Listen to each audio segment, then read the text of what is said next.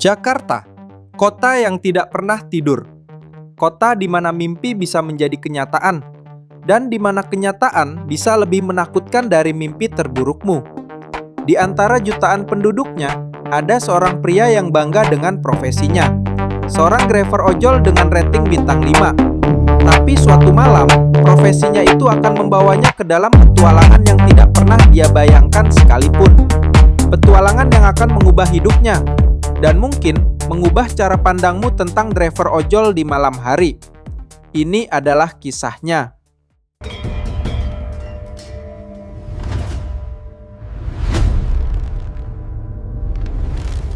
Gue, Mas Joko. Cuy, gue itu driver ojol. Bukan driver ojol sembarangan lo ya. Gue itu driver ojol yang punya prestasi. Bintang 5 bro. Selalu. Dari dulu sampai sekarang, rating gue gak pernah turun di bawah 4,9. Helm gue selalu kinclong. Jaket hijau gue gak ada noda. Motor gue si Beat merah, walaupun udah uzur, tapi dirawat kayak istri kedua. Bagi gue, bintang 5 itu bukan sekedar angka. Itu adalah harga diri. Itu adalah jati diri. Itu adalah, itu yang bikin gue bisa makan tiap hari. Nah, semuanya itu berubah mulai sebulan yang lalu. Itu hari Jumat malam. Jam lewat tengah malam. Lagi hujan rintik-rintik. Suasana pas banget buat galau atau buat dapat orderan aneh. HP gue, si Xiaomi Redmi yang udah nge-lag, bunyi nyaring. GoFood, Mas. Gue buka aplikasi. Satu order masuk. Dari nama Suster Ngesot. Alamatnya TPU Tanah Kusir, Blok A, Makam nomor 666. Pesanannya 1 tangkai bunga mawar putih. Catatan, jangan pernah lupa janjimu. Gue ngedel. Dalam hati gue, anjay, ini mah anak alay lagi iseng. Tapi ya udahlah, daripada nganggur. Lumayan ongkosnya jauh. Plus catatannya kayak di film-film horor. Pasti orangnya kaya raya dan ngasih tip gede. Gue pikir ini semacam prank buat konten YouTube atau apalah gitu. Gue punya nyalain motor. Si Beat merah kesayangan.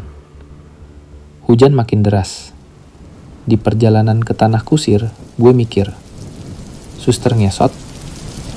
Mawar putih? Janji. Apa-apaan ini? Gue kan udah lama banget putus. Gue juga gak pernah punya pacar yang suster. Apalagi yang suka ngesot. Kecuali waktu main petak umpet sama anak tetangga. Tapi itu kan beda cerita. Sampai di gerbang TPU Tanah Kusir, udah sepi banget. Cuma ada satpam yang lagi ngantuk di posnya. Ngeliat gue pakai muka bingung. Mas, mau ngantar apa? Ntar bunga pak. Oh, ya. Dia ngangguk-ngangguk. Kayaknya udah terbiasa sama orang-orang nyeleneh yang datang malam-malam. Gue masuk ke dalam kompleks pemakaman. Jalanan licin. Ditambahin kabut talas yang nempel di helm. Gue cari blok A, nomor 666. Setelah muter-muter kayak di maze, akhirnya ketemu juga. Nisan udah tua, ditumbuhi lumut, namanya udah gak kelihatan. Gue turun dari motor, bawa bunga mawarnya. Pas gue mau naruh di atas Nisan, tiba-tiba angin kencang bener. Pohon-pohon di sekitar gue bergoyang kencang. Suaranya kayak ada yang lagi ngelepas bra besi. Gue kedinginan. Tapi bukan karena hujan. Gue naruh bunga itu, terus buru-buru balik ke motor. Pas gue nyalain, gue buka aplikasi buat ngeklik selesai. Tiba-tiba ada notifikasi tip. Bukan di aplikasi, tapi sebagai chat dari si pemesan. Terima kasih, Jo. Bunganya indah. Sampai jumpa di pelaminan ya. Gue merinding. Jo. Siapa tuh yang manggil gue Jo? Cuma satu orang di dunia ini yang berani manggil gue Jo. Siska. Tapi Siska kan udah gak ada. Gue coba cek profil si pemesan. Foto profilnya kosong, cuma gambar bayangan hitam. Nomor HP gak bisa dihubungi. Gue coba abaikan. Ini pasti prank, kata gue ke diri sendiri. Tapi rasa takut itu gak hilang. Gue gaspol sampai rumah, ngebut kayak lagi dikejar setan. Tunggu. Jangan-jangan beberapa hari kemudian, kejadian aneh mulai jadi menu harian gue. Orderan datang dari nama-nama yang gaje. Pocong merah jambu, pesan kopi susu di tengah malam. Alamatnya di jembatan penyeberangan orang, JPO, yang konon katanya sering dipakai buat bunuh diri. Tuyul nakal, pesan baterai AA. Alamatnya di rumah kosong yang konon angker. Gendruwo suka selingkuh, pesan kondom. Alamatnya di hotel kumuh di daerah Mangga Besar. Setiap kali gue nganterin orderan itu, selalu ada yang aneh. Gue denger suara ketawa cekikikan di angin. Gue lihat bayangan putih lewat di kaca spion. Tapi pas gue lihat lagi, gak ada apa-apa. Yang paling parah, setiap selesai nganter, selalu ada chat atau tip yang nyindir. Kopinya pahit ya? Sama kayak hatiku dulu. Baterainya jangan sampai habis ya. Sayang sekali kalau harus berakhir sebelum waktunya. Semoga malammu menyenangkan, seperti malam pertama kita yang gagal. Gue mulai benar-benar takut. Tapi di sisi lain, gue juga bingung. Ini siapa sih? Kenapa tahu-tahu soal gue? Kenapa gangguin kerjaan gue? Yang paling penting, kenapa gangguin rating bintang 5 gue? Gue mulai was-was. Tiap ada order masuk, gue ngecek nama dan alamatnya sampai 3 kali. Gue jadi paranoid. Tiap lewat kuburan, gue ngecek spion terus-terusan. Gue bahkan sampai beli bunga raja di tukang jamu buat ditancepin di motor. Kata sih bisa tolak bala, tapi ya gak ngaruh juga. Suatu hari, gue lagi nungguin orderan di depan minimarket. Tiba-tiba, gue lihat driver ojol lain, cewek, pakai jaket hijau juga. Tapi ada yang aneh. Rambutnya panjang banget, hitam lurus sampai pinggang. Dia nggak pakai helm. Dia cuma duduk di atas motor bebek warna putih yang udah kusam. Mukanya tertutup rambut. Gue cuma bisa lihat senyumnya yang aneh. Lebar banget. Gak wajar. Gue ngelihat dia juga ngelihat gue. Senyumnya makin lebar. Gue merinding. Siapa cewek ini? Kenapa nggak pakai helm? Nanti kena tilang, batin gue. Tiba-tiba HP gue bunyi. Orderan masuk. Gue buka, dari nama mantan pujaan hati. Pesanannya, 1 kotak nasi kuning lengkap dengan ayam goreng, tempe orek, dan kerupuk. Alamatnya, rumah lama gue. Rumah yang dulu gue tinggalin sama Siska. Gue jantungan. Ini bukan prank lagi.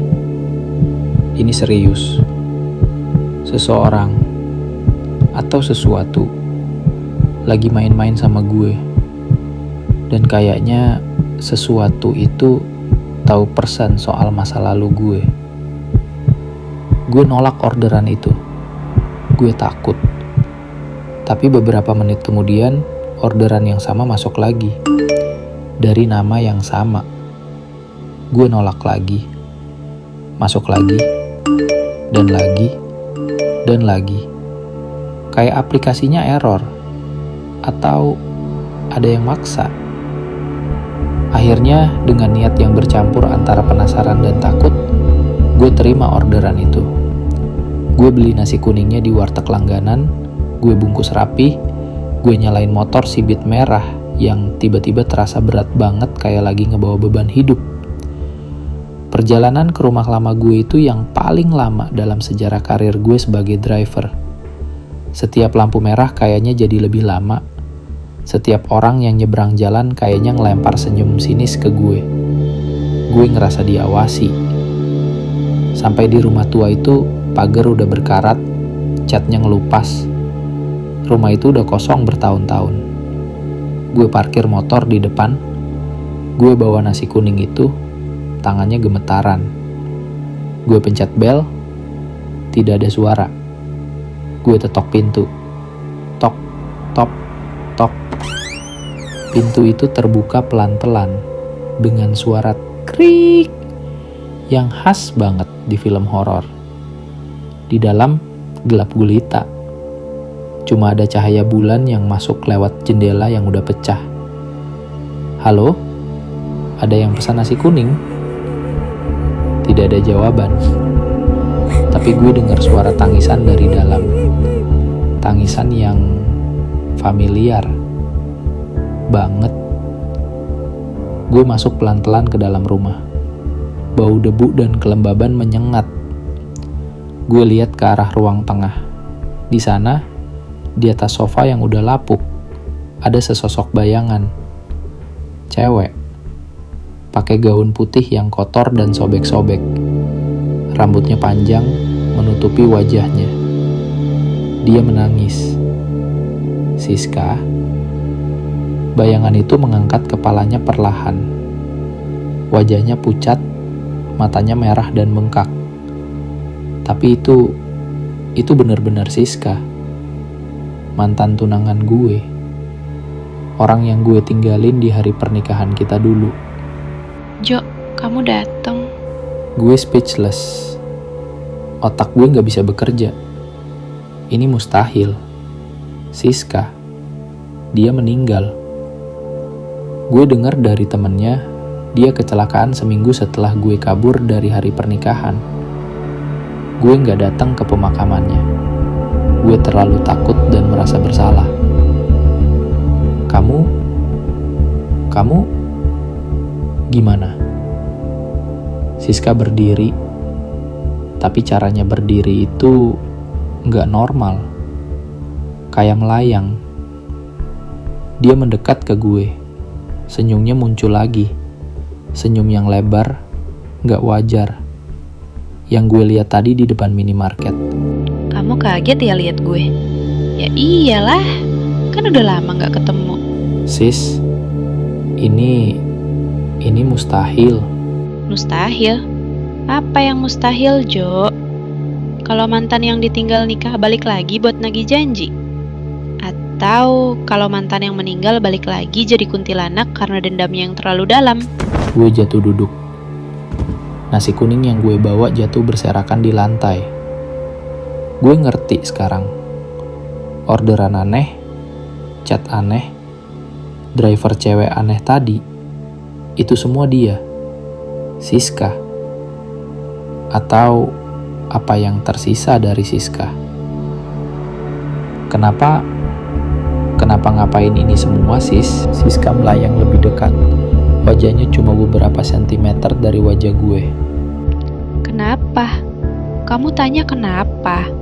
Kamu tinggalin gue di hari pernikahan kita. Gue nungguin kamu dengan gaun putih ini. Tapi yang datang cuma berita kalau kamu kabur. Gue mati karena kamu, Jo. Gue mati lalu jadi ini. Gue nangis. Rasa bersalah yang gue pendam bertahun-tahun akhirnya meledak. Maafin gue, sis. Gue takut. Gue gak siap. Gue... Sudah, terlambat. Penyesalanmu gak ada artinya. Tapi gue bukan tipe hantu yang balas dendamnya ala kadarnya. Gue itu hantu modern. Gue itu pebisnis. Gue bingung. Apa maksud lo? Gue setelah mati sempet bingung mau ngapain. Nungguin di alam kubur, capek. Gangguin orang, norak. Terus gue liat iklan di pocong TV. Jadi driver Gojek, penghasilan tambahan waktu fleksibel. Gue pikir ini ide cemerlang. Gue bisa balas dendam sama lo sambil cari duit buat modal di akhirat. Gue ngeliat Siska dengan mulut nganga. Dia jadi driver ojol. Kuntilanak jadi driver ojol. Lo ikut training? Tentu dong, gue itu driver yang disiplin. Gue ikut training online, belajar etika, cara ngangkut barang biar gak rusak, sampai cara ngobrol sama pelanggan biar kasih bintang 5. Ini seragamnya, katanya sambil nunjukin jaket hijau yang dia pakai. Gue bahkan punya aplikasinya di HP gue. Ya, HP di dunia lain lah. Ribet banget nyambungnya. Gue masih nggak nyangka. Jadi selama ini terornya itu bagian dari pekerjaan dia. Tapi rating gue jadi turun, Jo. Hah? Tadi pas nganter orderan kopi ke JPO, gue dikasih bintang 4. Alasannya, drivernya terlalu serem, suka ngelepasin rambut di depan pelanggan. Padahal kan itu ikal alami, apa salahnya? Terus pas nganterin baterai, dikasih bintang 3 lagi. Drivernya nggak bawa dompet, mustahar bayar parkir. Ya iyalah, gue kan udah mati, mana ada dompet. Gue nggak tahu harus nangis atau ketawa. Situasinya terlalu gila. Mantan tunangan gue yang jadi kuntilanak sedang komplain soal rating driver ojolnya ke gue. So, sekarang apa maunya lo, Sis? Gue mau lo, Jo. Gue mau lo tanggung jawab. Lo udah bikin rating gue turun, bikin karir gue sebagai driver ojol hancur. Jadi, lo harus ganti rugi. Ganti rugi gimana? Gue transfer berapa? Bukan uang, bodoh. Gue mau lo nikah sama gue. Nikah? Lo kuntilanak, Sis. Gimana caranya? Itu urusan nanti. Yang penting akad. Kita akad di sini, malam ini juga. Kalau enggak, selama sisa hidup lo, setiap orderan lo bakal gue ganggu. Setiap customer lo bakal gue teror. Sampai rating lo 1 bintang dan akun lo di-deactivate. Gue bakal bikin lo miskin dan sengsara, Jo. Sengsara. Gue dihadapkan pada pilihan yang mustahil. Nikah sama kuntilanak atau jadi miskin karena rating ojol anjlok. Mana yang lebih buruk? Gue jadi mikir keras. Di satu sisi, hidup gue. Di sisi lain, harga diri gue sebagai driver bintang 5. Ini dilema terberat dalam hidup gue. Gue butuh waktu mikir. Gue kasih lo 1 jam. 1 jam. Kalau nggak ada keputusan, welcome to hell, Jo. Gue keluar dari rumah itu dengan perasaan campur aduk. Gue nyalain motor Sibit merah, tapi berasa kayak naik kereta kuda menuju alam kubur. Gue butuh bantuan. Gue butuh saran. Tapi siapa yang bisa gue tanya soal beginian? Temen gue. Mereka bakal ngira gue stres. Psikiater? Mungkin malah dimasukin ke rumah sakit jiwa. Akhirnya gue punya ide. Gue pergi ke tempat yang paling gue hindari, tapi sekarang jadi satu-satunya harapan. Rumah Mbah Wiwit, dukun di kawasan Ciledug yang konon bisa ngurusin segala masalah. Mulai dari usaha yang macet sampai urusan sama mereka. Perjalanan ke Ciledug juga mencekam. Tapi sekarang yang gue takutin bukan hantu lagi, tapi pilihan yang harus gue ambil. Gue sampai di rumah Mbah Wiwit yang penuh dengan dupa dan bunga-bunga aneh. Mbah Wiwit, nenek-nenek tua dengan gigi tinggal 2 dan mata yang tajam, menyambut gue kayak udah tahu kedatangan gue. Ada apa, Mas Joko? Mukamu pucat kayak baru lihat setan. Atau mantan? Gue ceritain semua. Dari orderan aneh, Siska yang jadi kuntilanak, sampai ultimatum pernikahan. Mbah Wiwit dengerin dengan tenang, sambil ngunyah sirih. Setelah gue ceritain semua, Mbah Wiwit terdiam sejenak. Lalu dia tertawa. Tawanya renyah, tapi bikin gue makin takut. Ini lucu, Mas. Sangat lucu. Kuntilanak modern yang peduli sama rating. Ini kasus pertama yang gue temuin. Tapi ini serius, Bah. Nyawa gue taruhannya. Oh, nyawa kamu gak akan diapa-apain. Dia cuma mau ngancam karir kamu. Tapi kalau kamu nikah sama dia, ya nyawa kamu yang bisa jadi taruhannya.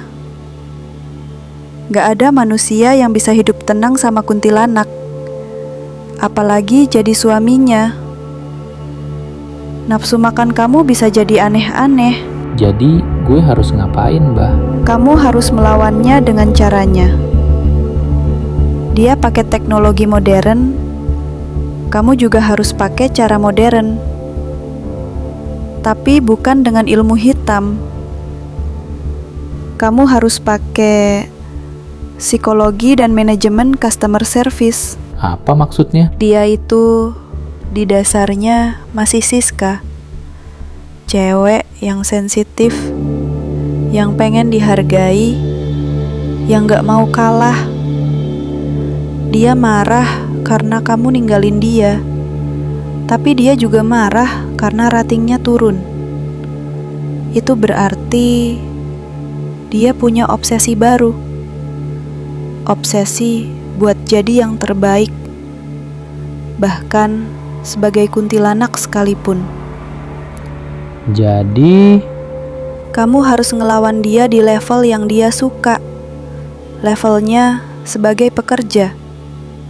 Kamu harus buat dia sadar kalau balas dendamnya itu cuma bakal ngerusak karirnya sendiri. Kamu harus tawarin dia sesuatu yang lebih menarik daripada sekedar nikahin kamu. Buku ini panduan public speaking dan negosiasi buat pemula. Baca ini bakal berguna. Bah, ini bukan masalah public speaking. Ini masalahnya. Kamu harus negosiasi sama kuntilanak, Mas. Kamu harus punya argumen yang kuat. Sekarang pergi. Waktumu mepet. Gue keluar dari rumah Mbah Wiwit dengan perasaan lebih bingung dari sebelumnya. Tapi ada sedikit harapan. Mungkin aja Mbah Wiwit bener. Gue harus ngadepin Siska bukan dengan rasa takut, tapi dengan logika. Logika dari seorang sesama pekerja. Gue balik ke rumah tua itu. Jam di dinding nunjukin 5 menit lagi. Gue ambil napas dalam-dalam. Gue siapkan mental. Gue bakal ngadepin dia. Bukan sebagai mantan pacar yang diserang hantu, tapi sebagai sesama driver ojol yang lagi ada masalah. Gue masuk ke dalam. Siska lagi melayang di tengah ruangan, udah siap-siap dengan gaun pengantin hantunya. Di atas meja ada buku nikah yang tulisannya pakai darah. Sudah putuskan, Jo? Nikah atau sengsara? Gue ngeliat dia tenang. Sis, gue ngerti lo marah. Gue ngerti lo kecewa. Dan gue minta maaf. Gue bener-bener minta maaf udah ninggalin lo, kata gue dengan tulus. Siska terdiam. Mungkin dia nggak nyangka gue bakal minta maaf. Tapi, sis, nikah itu bukan solusi. Itu cuma bakal bikin kita berdua sengsara. Lo juga nggak bisa jadi kuntilanak yang bahagia kalau harus ngurusin suami manusia. Terus apa solusinya? Mau lo kabur lagi? Enggak. Solusinya, gue mau bantu lo. Bantu gue? Apa? Gue lihat HP lo tadi. Rating lo turun jadi 4,8. Itu sakit kan? Buat driver yang udah berusaha keras, dapat bintang 4 itu seperti hinaan. Siska diameter. Gue tahu gue udah ngena di titik lemahnya. Gue itu driver bintang 5, sis. Gue tahu cara ngadepin customer yang susah. Gue tahu cara ngomong biar kasih tip. Gue tahu rute tercepat yang gak macet. Gue bisa jadi mentor lo. Mentor? Lo mau jadi mentor gue? Kuntilanak? Kenapa enggak? Gue bantu lo balikin rating lo ke bintang 5. Gue ajarin lo cara-cara supaya customer puas. Daripada lo ngabisin waktu buat ngegangguin gue yang cuma bakal ngerusak reputasi lo, Mending lo fokus membangin karir lo. Jadi kuntilanak sukses. Siapa tahu bisa buka usaha ojol hantu sendiri. Punya armada pocong, genderuwo, tuyul. Potensinya besar, sis. Siska terdiam. Dia mikir. Gue bisa lihat di matanya. Ada perang antara dendam dan ambisi. Dia mau balas dendam, tapi dia juga mau jadi nomor 1. Tapi dendam gue, Dendam bisa dipending, sis. Tapi kesempatan buat jadi driver terbaik nggak datang 2 kali. Ini win-win solution. Lo dapat rating bintang 5, gue bisa hidup tenang. Lo jadi kuntilanak mandiri dan sukses, gue bisa bangga punya mantan yang hebat. Siska melayang mendekat lagi. Tapi kali ini tatapannya lebih penasaran daripada marah. jadi lo bakal ngajarin gue cara ngadepin customer yang ngasih bintang 4 karena rambut gue ikal. Bener, kita kasih mereka edukasi. Rambut ini adalah bagian dari keindahan alam. Mohon hargai. Atau kita kasih mereka bonus, misalnya ketawa seram gratis tiap selesai order. Siska nyenggit, dikit. Senyumnya nggak serem lagi. Terus kalau ada customer yang minta bayar parkir padahal gue nggak punya dompet, Kita kasih mereka link GoPay. Tolong donasi untuk dana perbaikan alam kubur. Ini kreatif, sis. Ini branding. Siska tertawa. Kali ini tawanya terdengar agak normal. gila lo Jo. Gila itu hal yang relatif di dunia ini, sis. Akhirnya Siska mengangguk pelan. Oke, deal. Tapi dengan satu syarat, Apalagi? kalau gue udah bintang 5, lo harus ikut syukuran. Di kuburan, gue yang traktir. Gue lega banget. Selamat, Anda, Siskaka, telah mencapai rating bintang 5. Gue seneng banget. Gue benar-benar bangga. Beberapa hari kemudian, gue dapet undangan. Undangan syukuran. Alamatnya, TPU Tanah Kusir, Blok A, makam nomor 666. Dress code hijau. Gue datang ke sana. Di tengah kuburan yang sepi, ada beberapa meja dan kursi yang dihapi lampu-lampu kecil warna-warni. Para tamunya, aneh banget. Ada pocong yang lagi loncat-loncat sambil makan ketupat. Ada genderuwo yang lagi ngobrolin soal ongkos kirim. Ada tuyul-tuyul yang lagi rebutan kerupuk. Ini kayak reunian driver ojol dari alam lain. Siska ada di meja utama, pakai gaun putih yang bersih dan rapi, ditimpa jaket hijaunya. Rambutnya dikuncir rapi. Dia senyum ke gue. Senyum yang hangat, bukan senyum seram. Makasih ya Jo. Sama-sama, sis. Selamat atas bintang 5-nya. Mereka semua, para hantu itu, ngeliat gue dengan hormat. Kayaknya gue udah jadi legenda di kalangan mereka. Gue duduk, makan sate yang dibawa oleh pocong pembawa sate. Rasanya aneh. Tapi ya lumayan lah. Malam itu gue ngobrol banyak sama Siska. Gue ceritain semuanya. Kenapa gue kabur dulu? Karena gue takut. Takut gak bisa jadi suami yang baik. Takut gagal. Siska dengerin dengan tenang. Gue udah ngerti Jo. Gue maafin kamu. Gue lega. Beban yang gue bawa bertahun-tahun akhirnya lenyap. Tapi kamu masih punya utang sama gue. Terus apa lagi? Lo janji traktir gue kalau dapat orderan bintang 5. Gue dapat bintang 5 3 kali hari ini. Jadi, kamu yang traktir semua yang ada di sini. Gue lihat ke arah mereka. Mereka pada ngelempar liat ke gue sambil teriak, "Traktir! Traktir! Traktir!" Gue ngehela napas. Gue ngeliat dompet gue. Gue ngeliat ke arah Siska yang ketawa terbahak-bahak. Ya, mungkin ini cara dia balas dendam yang paling manis. Gue tersenyum. Di Jakarta, apa aja bisa terjadi. Yang penting, selama semua pada kasih bintang 5, ya nggak apa-apa.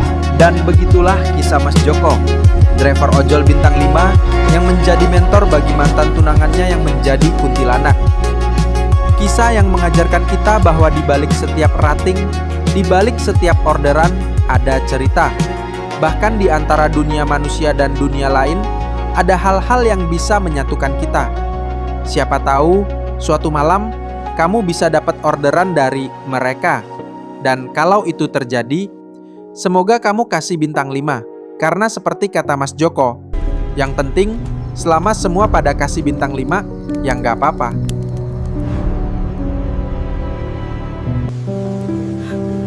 Pulanglah. Kami merindukan. Di balik malam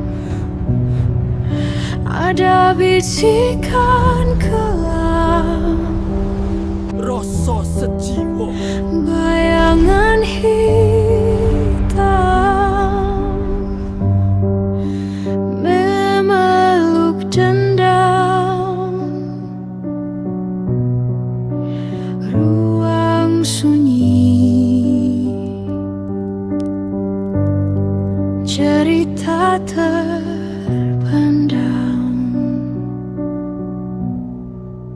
rasa sejiwa dengar jeri jiwa. Gelap bercerita, rahasia terbuka, rasa sejiwa, rasa tak biasa, hantu berbicara dalam setiap nada.